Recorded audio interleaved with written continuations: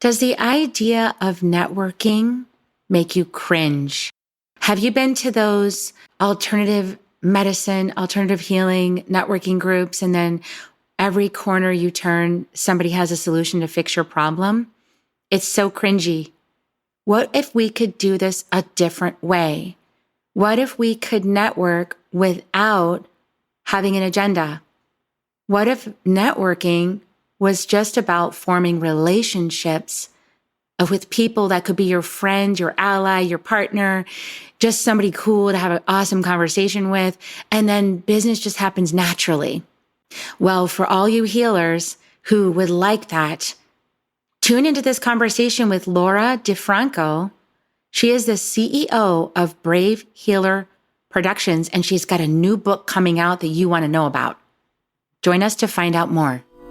Soul Nectar Show, the Soul Nectar Show. You're invited, delighted to discover who you are. Anything is possible if you believe. So join us on this beautiful journey. Soul Nectar Show, Soul Nectar Show. Well, hello and welcome to another episode of Soul Nectar Show, that show where we talk about all things essence. And we gather around the campfire like our ancestors before us, and we share stories of connection and that which is greater than us, and all of our mystical moments and these amazing things that happen, and we collaborate together for the benefit of all. And, I'm really inspired today about this return to sacred. Return to sacred economy, return to the gifting, return to the understanding that life is returning to us all the time tenfold when we just give from our hearts and we go, oh my gosh, you should talk to this person. Oh my gosh, you would love this person. And how that creates such goodwill. It creates such inspiration and that synchronistic engine, and when we pay attention to that, I'm reminded of the Celestine prophecy I read years ago. And even like recently, I read it again about how when we're really paying attention, the synchronicity engine is lighting up for us. Go talk to this person, go over here, talk to this, go this way instead of that way. And then when we're really paying attention and we're doing it, a miracle things happen. And we're here at this time when a lot of people have lost hope and faith, and they don't believe that they're being guided, or they just see darkness. They're just experiencing the heaviness and the darkness of the human experience. And many of us that are here to be healers at this time, we're here to light the way. And we're like these lighthouses placed all over the earth. And I feel like there's like this giant Hogwarts sorting hat that's in motion right now, that's directing people over here. Try this hat on, see if you like this House of Slytherin. Oh no, go over here. You might like Gryffindor better. Oh no, go over here. And it's like, where do you want to be? Who do you want to, open the door for you? And we're all ready to open the door. All of us, we've been doing our work. We're ready. And so we're here to have that conversation today. And I'm so excited to have Laura Di Franco on the show. Welcome, Laura. Thank you. Not Slytherin. Oh, no. Yeah, I'm more Gryffindor. but Slytherin is valid, Slytherin's a house. I'm so glad you're here, Laura, for this conversation. I feel like I couldn't have a better conversation about this with anybody else. Laura is the CEO of Brave Healer Productions. It's an award-winning publisher for holistic health and wellness professionals. And she herself spent 30 years in holistic physical therapy. She's a third-degree black belt in Taekwondo and has authored 13 books. Her company has published over 70 Amazon best-selling books with global community of over 1,000 authors who are waking the world up to what's possible for healing, one brave word at a time. And it's called bravehealer.com is her website. So we're going to be talking today about this conversation and connections and community, this Hogwarts sorting hat, and how can we work together as healers to funnel people where they feel best. Who do they want to open their door for them? and get out of the scarcity mindset, right? And get into the flow and the collaboration of this project at a higher level. So I know that that's where we're going, but tell us, Laura, like, how did you even come up with any of this? Like, where is this coming from? I know it comes from spirit, but tell us a little bit about you and your journey so we know you, and then we can dive into this conversation deeper. Oh, thank you. Thanks so much for having me and for really being willing to have these kinds of conversations. This is what's going to change things, and I so appreciate it. I knew I wanted to help people really, really early on, and I thought I was going to be like a sports medicine doctor. Okay. So I was an athlete, and way back in high school, there was a physical therapist that came to talk to the school. We could sign up for like a lunchtime career center thing. And I remember watching her and listening to her, how excited she was for physical therapy and everything she was doing. And honestly, that was the day I made the decision. I went and volunteered. I went and did my undergrad in pre-physical therapy, my grad school work in physical therapy, graduated, boom. Like, I'm one of those people who knew very, very young what I wanted to do, the path. And here I am today. And if you say, oh, Laura, what do you do? I'm going to be like, I'm a publisher.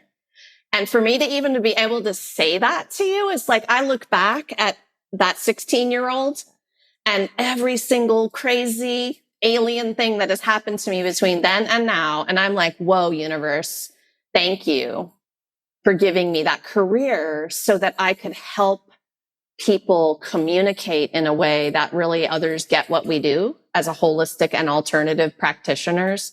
This topic excites me. I love what I do. I love it more than anything I've ever done now, which is, again, pretty crazy to say because I loved what I did as a PT. That's beautiful. I love that how the universe is always guiding us, right? And sometimes we think that's not I don't know why I'm doing this particular thing. I just know I'm supposed to. And you do it and you're like, I saw you rail against it. And then, oh yeah, this is totally useful. And there's those moments where you might get assigned to do something that seems crazy given your current context. But then as you do it, the rightness of it sets in. It's like, oh yeah, this is exactly right. And it feels like you've had that journey. So what is your mission? Let's talk about that. What's your mission with your publishing company?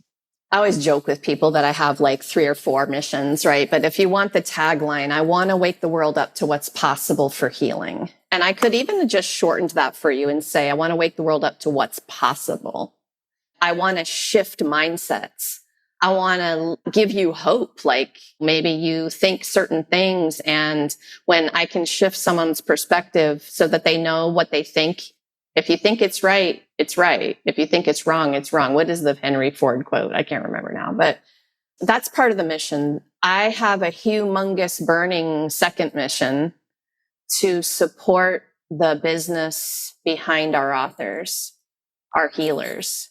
So I want to help the world live an amazing life, right? I want to help our healer business owners get their magical words and work out into the world in a big, big way, because that's how we wake the world up to what's possible, right? And the ripple for me is really big and really real at this point with these books and the way we're helping get the messages out. And you are doing it for me right now. You're helping me get some of these words out to a bigger audience, right? I love doing that for other people.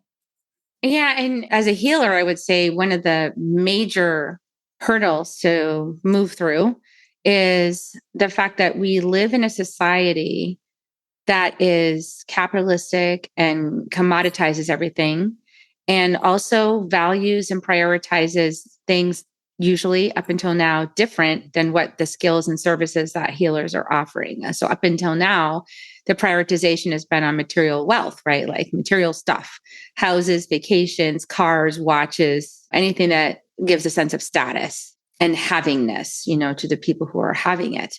And that model is coming to a close. And anybody who's been on the healing path knows that's true. We know that we're having a big reset, and that a lot of people are going to be experiencing that reset in their own lives that we have already experienced becoming healers. When you become a healer, you automatically experience that reset. It's like, nope, it's not about that.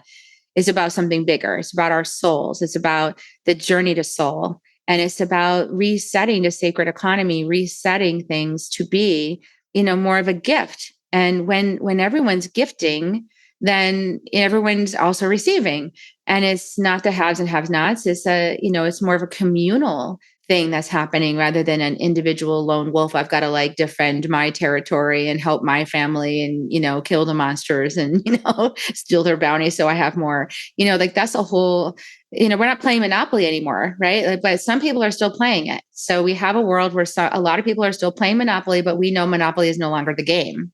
So how do we help each other during this transition to do what we now know is correct and also still survive in this monopolistic society? I don't know if you have any thoughts about that, but it feels like this community stuff is up your alley, is part of the solution. Yeah, I mean, the community means everything to me. It's been the difference between success and failure. How I feel that in my life is just getting to play in the sandbox with a community every day that gets this and, again, is willing to have these kinds of conversations. But you made me think of something I wanted to back up to. I'm sure a lot of people have been on the journey of you were taught and told what you should want that should make you happy, and you go over after all of it. And I was at a point in my life where I'm like looking at all the stuff and going, why do I still not feel happy? Like I checked all the boxes. And then that's that wake up moment where you're like, okay, I checked all the boxes that everyone else said I should want. And have I even spent, and this is well into my 30s, much later as an adult, I was asking myself the question, have I ever given myself a chance to ask my heart and soul what it wants? To like just sit in that stillness and feel what brings me joy? Was it the house, the husband, the kids, my kids? I love you, kids. I'm so glad I had my 2 kiddos, but looking at all of that and checking boxes is not the way to go. And I wonder how many people have even honored their own selves by asking what brings you joy. So when I started to feel that, I made big, big changes. And, you're talking about like what society shows us should make us happy. I'm like, no. I made job changes. I asked for a divorce. I did a lot of big things, and that was all terrifying. But coming to the other side of it now with this playing in this community that is practicing together, they're reaching out their hands to each other. They're like, come on, let's do this together and I will help you. And I want to get to know you. And that's where the second part of this thought was for me, is like, if you want to help someone, you need to get to know them. If you want to network in a really healthy, amazing, effective way, you have to start asking great questions of your friends and partners and business people. You have to genuinely want to get to know them, because that takes time, energy, and effort to have conversations with people and get to know them and really see how you can help them, and even ask the question, how can I help you? How do you want to be helped? Because we think we know. Oh, I know what to do to help you. I'm going to go do this thing. And it's not anywhere near what that person really needs or wants, right? And then even being brave enough to say it, what you want, to somebody else. Here's how you can really help me.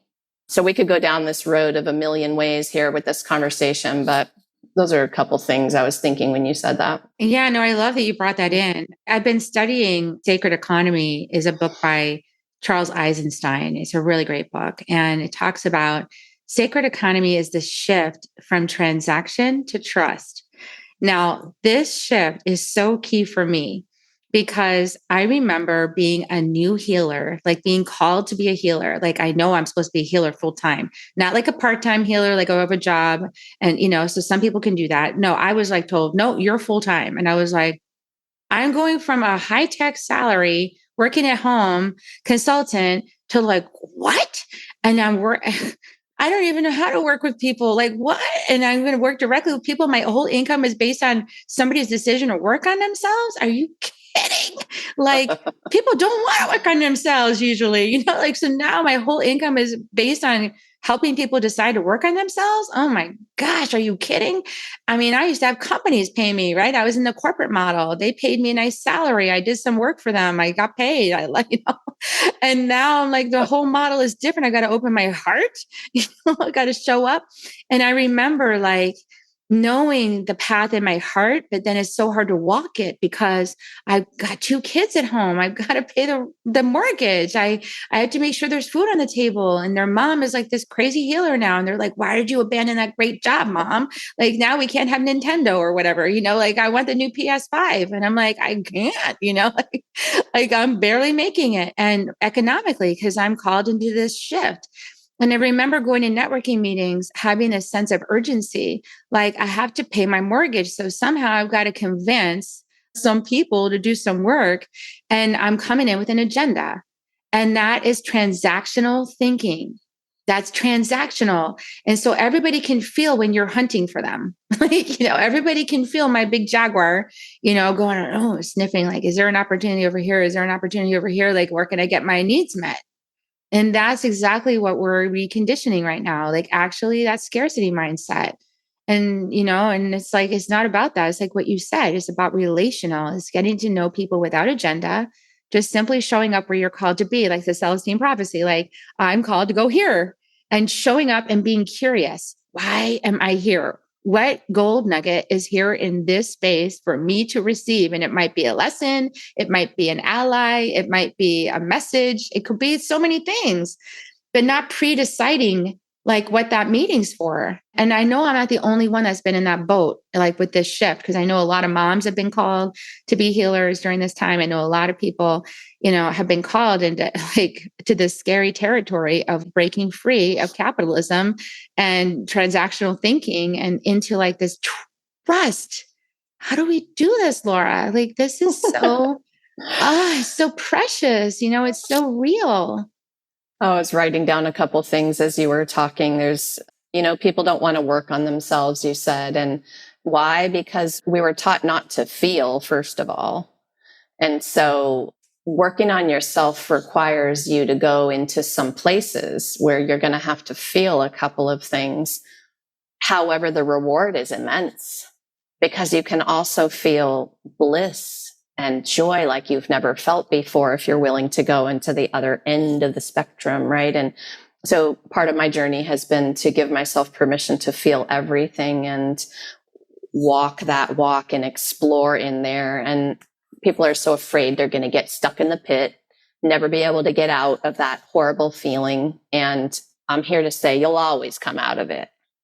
You'll always move on, shift and move to the other side of it. So that's one thing I wrote down. But the other thing about scarcity mindset, wow, this is easier said than done, isn't it? And you're just in a pattern of showing up with an agenda. Of course you are, because you're trying to survive.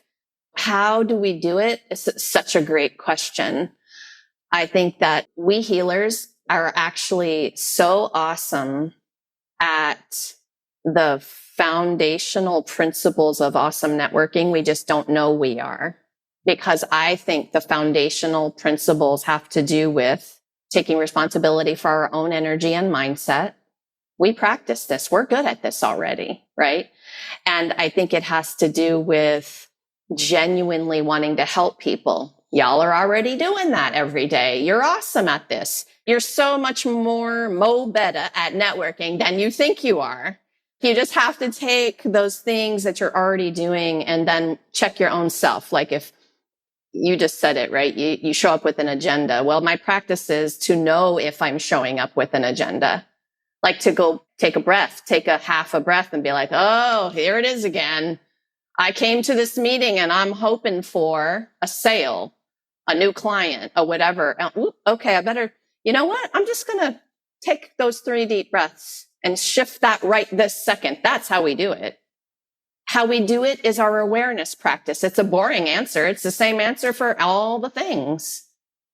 We got to cut it out in the moment as fast as we can. And that's mastery. It's why it's a lifelong practice. We get better and better at doing it faster. Like, oh, look at me. I really need a sale this month to pay my mortgage.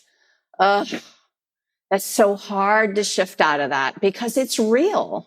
But Especially we're when your getting there. kiddos are involved. It's like, oh no. Exactly. Because now you got the whole baggage of, am I being a bad mom for like following my soul's purpose? Oh no, And then my ex was like, what the heck are you doing? Like you have lost your mind. And I'm like, I just following my heart to the next step. Like, I just know this is for me. And facing all these fears is the path. And I feel like as healers, like especially deep, dark shadow work healers, which are so needed right now on the planet, like, because we're the ones holding space for all the stuff people are about to purge. So they're so clinging to it right now. Like, like they're just like the last scraping nail on the chalkboard. Like, no, my reality can't go away. It is going away because there's something better coming. And that's the thing. And we're all to bring in the something better coming. We wouldn't all be here doing all of this beautiful shadow work and healing ourselves and coming to so much love inside if it wasn't meant to be shared with like literally everyone. There's no way all of us would be on this planet if it wasn't meant to be shared. And there's no way all these, indigenous prophecies would exist about the rainbow children coming back to the planet and healing everything if it wasn't true. So it is true. And we are doing it. And we just have to remind ourselves, right? Like we're on the same team.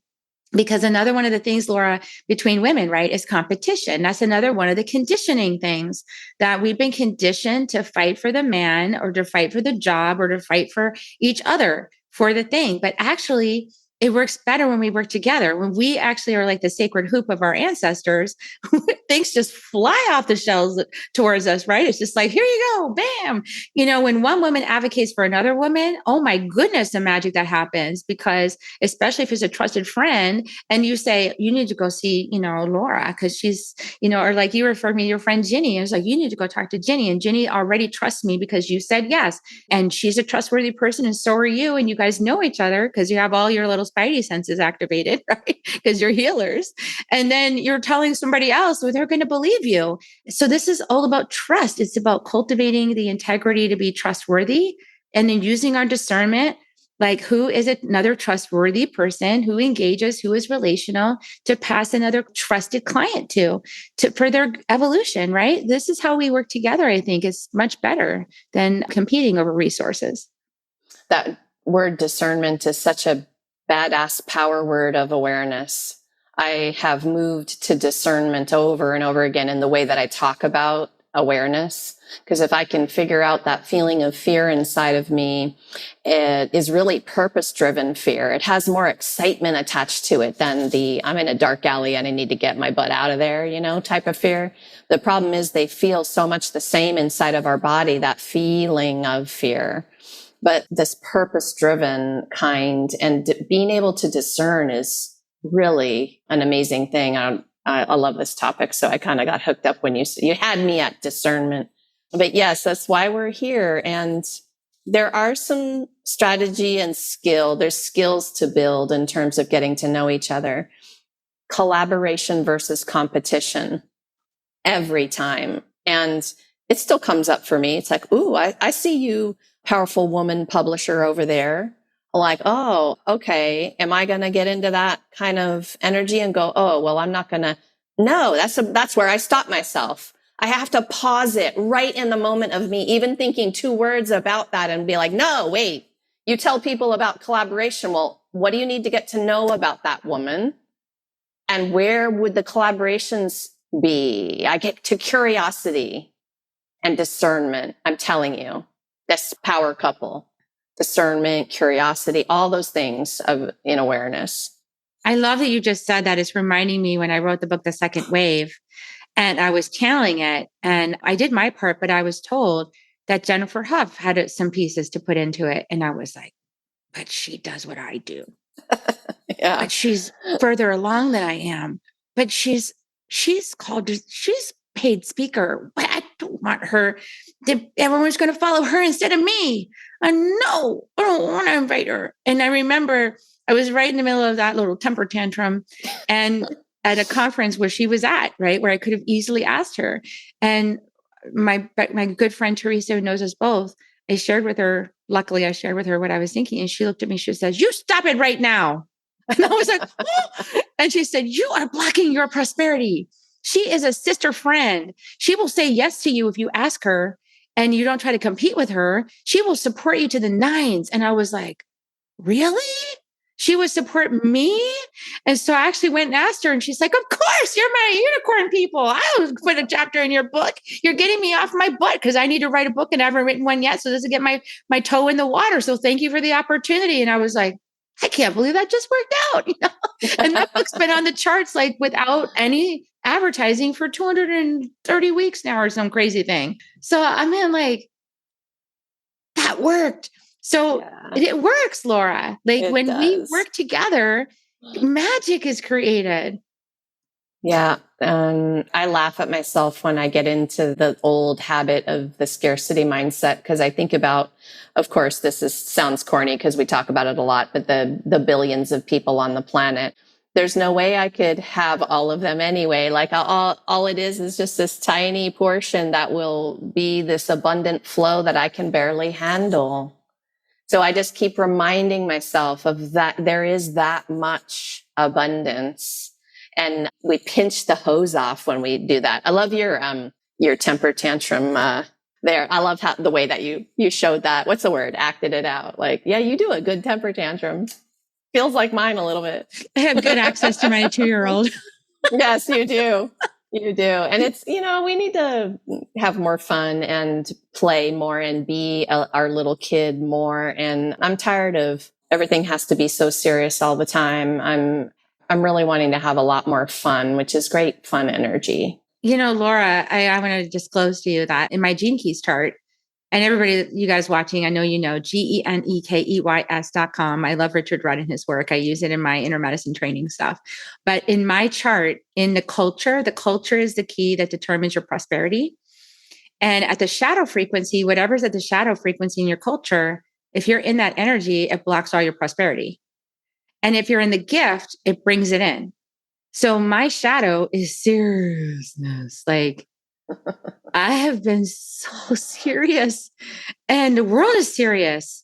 And I felt like I had to match that seriousness in order to be in this world. And then I finally have realized I'm actually here to be the light. So why am I in the shadows and hiding my light? I'm here to be delighted. So then the question is, how can I be delighted with how serious it all is?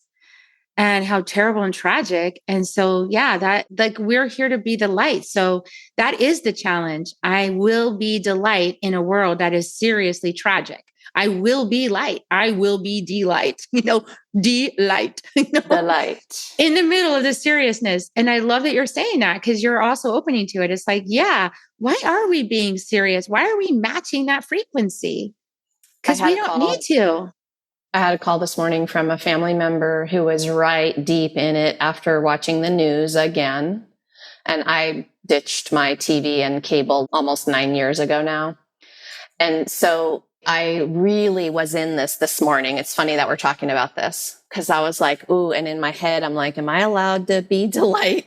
Am I allowed to have fun right now? Am I allowed to just be my normal, joyous, bubbly self when she's got such a serious conversation going with me right now, right? And I don't know how we do that with our friends and family who are all in the seriousness of it and they're really in there, deep, stuck, and also feeling obligated to be there. The amount of guilt that people feel when they actually be delight in the middle of the tragedy, right? There's this stuff that pushes us back down again. I feel that I'm fighting against all the time. Yeah, that's really accurate. And I think it's crabs in a bucket. The whole thing with crabs in a bucket is you put a bunch of crabs in a bucket. One crab's going to figure out how to climb above all the other crabs and try to get out, right? And the moment that crab is just about to get out of the bucket, another one yanks its claw and pulls it back down, So it's like everybody keeps each other in this low vibrational energy.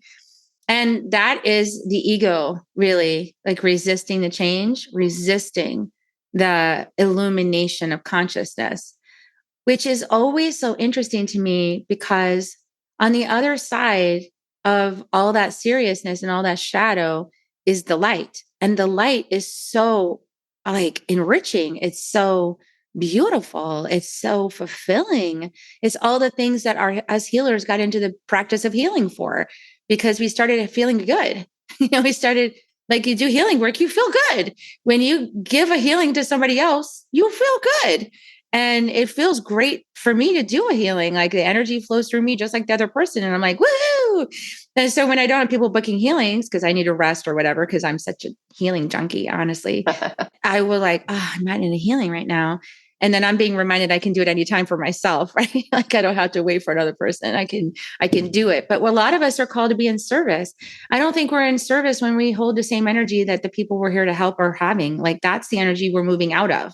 We're not here to stay in seriousness and shadows. We're here to be the light. And yeah, it takes courage.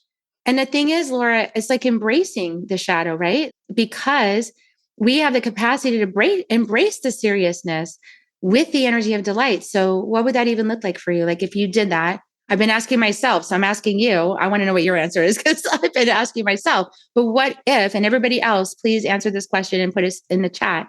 What would it be like to embrace seriousness with delight? How could you accomplish that? Like, what mental little channel would you need to go through to allow yourself, like, what reason, what excuse, what story could you write that allows you to be delight in the middle of seriousness? Such a good question. Such a good question. And you and I are in such a same page here. I think that the idea isn't to feel elated all your time, 100% of the time. The idea, though, for me and my journey has been the knowing that when I'm experiencing an up or a down wave, it's always a moving wave and it doesn't mean anything. I'm making it mean something. And so that mindset mastery, that ability to ride the waves and be okay with however it is you're feeling. Because I think we, as healers, we get a bad rap because people say, oh, you're just going to not feel that feeling. No, you're going to feel it fully and you're going to get really good at feeling everything. And I do not tell people, don't feel that. Don't go to the bad stuff. Fix the bad stuff. It's not about fixing the bad stuff. So I don't know. You're getting me excited about that because you you said something to make me think about that. But the reason I feel so good is because I can ride the waves now. And that's it. I can feel really, really serious and dark, but I can be okay right in there. And maybe that's the answer to the question. I'm not drowning in it anymore. I'm still taking deep, juicy pelvic bowl breaths, even when I'm feeling that dark place, that serious. Yeah. You're letting the light into the seriousness. Yeah. Yeah. And that's that is the whole point of these Eastern philosophies, right? Is like you embrace the entire spectrum. As light workers, we don't just stay in the upper, because that's disingenuous to just be like, I only live in ecstasy. Right. That's not true. And so when we bring the ecstasy down to the seriousness, we're in the full spectrum. But if you just stay in the upper, then that's like inauthentic and it's flippant and it's like honestly disconnected from what's happening, right? So, I mean, I cried the other day. I had a good cry about what's going on in the Holy Land. I just deep sobbed, grieved. And I asked the question again, how can I bring delight to this? And the answer for me that came up after my grief passed was, it's opening your heart, Carrie. I was like, oh, that is actually true. My heart is more open with compassion after feeling that grief for what people are going through with little children and mothers and fathers.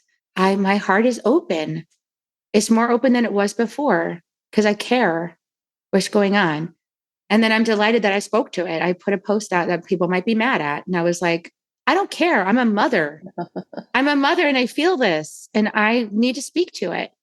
That was part of our conversation this morning too. And it came up, same thing, to speak. Oh, your heart opens, but then speak it out loud, bring the words and your compassion and all of the things. Don't keep it silent. And the more people that open their heart and then speak, the more we're going to realize we're not alone there. And that energy gets bigger and bigger. And it's that collective field of caring. that then is like the balm for this uncaringness. I feel like it's the ocean that meets the ocean of caring. As we grow the caring field, it like meets, this uncaring nugget and goes, hey, wake up, wake up. This Yeah. needs, you need to see this. That's the hardest part though, I think. And that's what us healers do is we look at ourselves, right? It starts with ourselves and then in communities. So this is also how networking, because we're having a networking. This is an example, you guys, like podcasts are networking. That's what it is. And this is an example. So we're having this conversation. Laura said something that illuminated me. I said something that illuminated Laura. Now we're both illuminated and we both have a common understanding now of some key pieces. So like this is connection. This is community. And I'm not asking for anything from Laura and she's not asking for anything from me except my presence. We're just simply being in presence together. Yeah, it's fabulous. I think if people could understand that as the key to it all, it would change things really much bigger in a bigger way than you think. Everyone's so afraid of networking because they're thinking about it being like a sales conversation. And it's just it can be so the opposite of that. And it can lead to so many wonderful things that you weren't even thinking about before. Forget about selling your stuff. What if you met a new best friend? What if you had a business partner and you dreamed up a brand new thing together that neither of you had thought of before you met?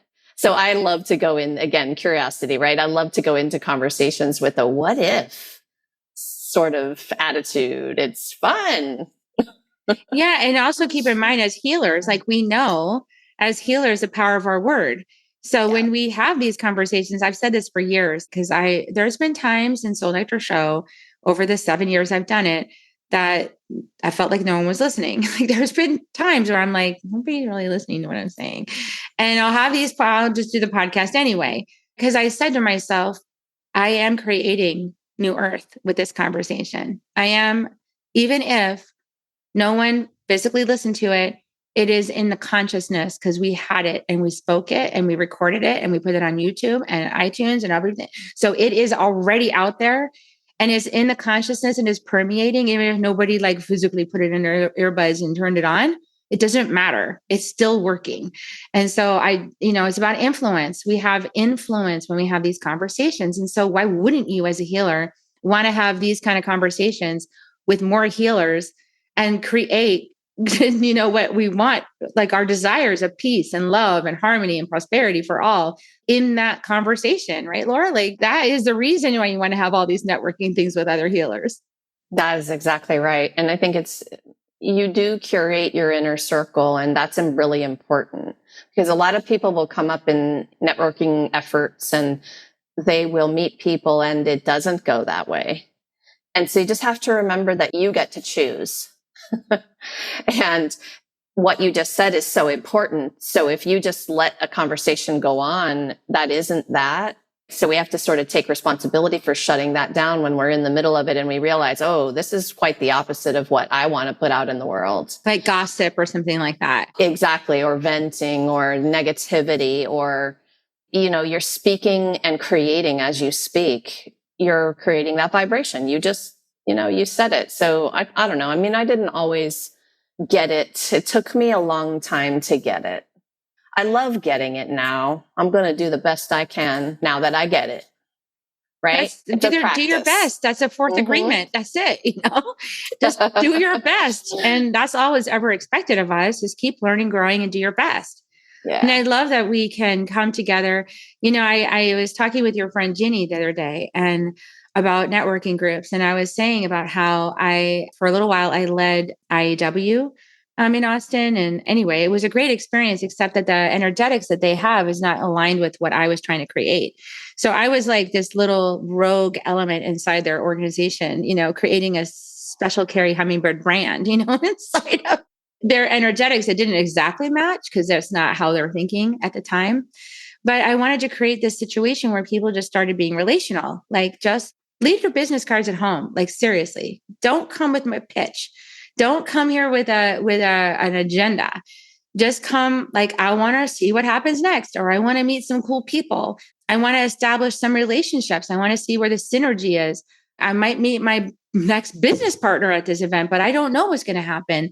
I just want to find out. And if you stay open, so much more magic can happen. And I was trying to explain that. And the women were just so attached to their business cards, like, like pitching, and trying to I've got the solution to fix your problem. So kind of listening to see what's wrong with you so they can see how their thing fixes your thing. And I was doing it too. That's how I spotted it, and I was like, I don't want to do that anymore. It's so icky. I don't want it to be like that. I want it to be different. And so I had to leave all these networking organizations I was part of because it didn't work. That wasn't what I wanted. What I really wanted was just make some new friends. That's it. Yeah, exactly. Thanks for shouting out Ginny. Ginny Robertson, thank you for everything you've done for me. I love you, girl.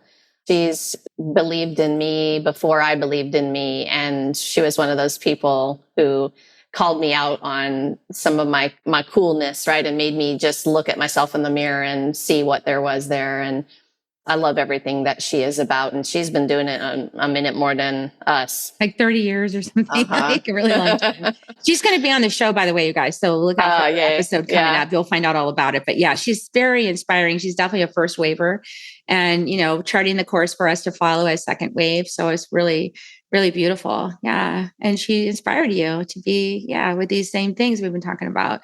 Yeah. So you have a new book coming out, Laura, called Networking for Healers, Conversations, Connections, and Community. And we've been touching on a lot of those areas. Is there anything that we didn't touch on that is another get this book because I talk about this important thing? Because for me, I know I needed the skills and the scripts. I needed a place to start, some ideas of how these conversations could start and could continue. And so you're going to want to get the book because it's great. Networking for Healers. I could have easily called it Networking for Beginners because it's really just giving you some of the skills and the strategy and I went to school once upon a time to become a physical therapist. Nobody taught me networking, business building, business strat, nothing. That was all self-taught. So I'm really excited to be able to write this book and tell you all that this building better relationships, authentic, amazing relationships with other people in the world is how my business became an empire. It's how the ripple went out into the world in way bigger ways I ever thought I could do. So get the book. Yeah, get it. So we'll definitely give you guys a link when we have it. And there's also a free gift. It's called the Brave Healer Resources Vault. Did you want to say anything about what's in this vault that they can access for free? Yeah, please. I put all kinds of amazing things in there for my healer entrepreneurs, and you're wanting to write and build your business and maybe publish and do all the things. Think about your ideal clients, build your email list, some basic business things. And I put everything in this resources vault for you. Master classes, workshops. It's a little overwhelming, so enjoy. Awesome. So I'll put the link in the show notes, you guys. So definitely go check that out. Is there any last thing you want to share before we wrap? I think the message for me to all of you is that fear of not good enough that you might be feeling. It's kind of boring. This isn't about you. This is about the life you can change or even maybe save if you would be brave enough to share your words out loud with the world. And so time to be brave, y'all. Time to be brave. This is the 11th hour. So it's time. Yeah. Awesome. Well, please share this episode out. If you resonated with it, share it with your other healer friends. You can always ask if they're open to receive something you found really illuminating, and then it will pave the way for the yes. And if it's a no, it's a no. It's fine. But just ask, might want to check and make sure they're open to it first. So it's not a, hey, you need to hear this. That's that thing I don't like. So, get permission first before you dump it in their lap. But share it out, because I think this wisdom is really important at this time. And it's really important for us healers to come together and network and support each other and have each other's backs, because it is Hogwarts sorting hat and it might not be my person. And if I know that you're out there and you do something similar, I might go, you know what? I think you'll like this other person that's a friend of mine better. If you're like really not vibing with my energy, you like this person better. And I know that that'll come back around. So we're all here for a purpose, which means we have people that need us. So yeah, I look forward to us all working together. And so like, share, subscribe, YouTube, iTunes, all the places. Join Soul Nectar Tribe if you like. We're on Telegram and we have daily wisdom going out. My husband and I run it, Akeem and I, and daily wisdom goes out on that. And we're talking about the fifth agreement right now. So it's a really powerful book. And if you want to be part of that, go to my website, kerrihummingbird.com, KERRI, hummingbird.com/membership. That's what it is. Membership. So, all right, you guys, I'm going to give you kisses. Would you like to join me, Laura? Give kisses to everybody. Here they come. We love you. Yay. Thanks for being with us all the way to the end. And we'll see you next time on Soul Nectar Show. Bye for now. If you found even one gold nugget in this episode of Soul Nectar Show, will you do us a favor? Will you subscribe, like, and share this episode? Maybe even write a comment and let us know what you thought about it. We really, really want to engage with you at a much deeper level. Let's be part of community together. Have a great week, everyone. Bye for now. To dive in deeper to nourishing conversation, visit soulnectar.show. Soul Nectar Show. Awaken or Nectar Show. Take a sip from the drip of nectar from the source of who you are. Soul Nectar Show. Yeah, yeah.